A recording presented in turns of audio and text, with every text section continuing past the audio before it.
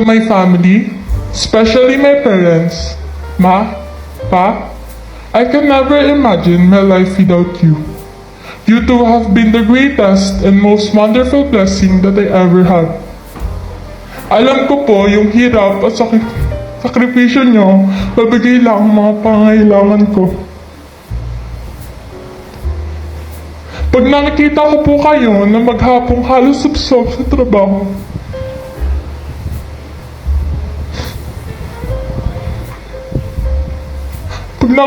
pag nakita ko po yung mga gabi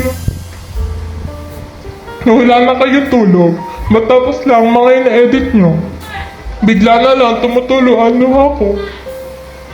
At sinasabi ko sa sarili ko na,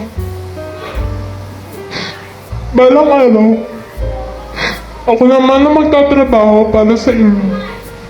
I am honored, Mama, Papa, having parents like you who have always been cheering and supporting me from the very beginning. Thank you for being not just my constant,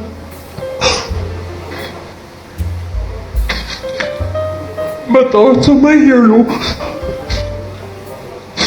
Kayo po ang dahilan kung bakit ako narito ngayon at kung bakit ko pinangarap to mula pa noon na tumayo sa entabladong ito sa araw ng aming graduation.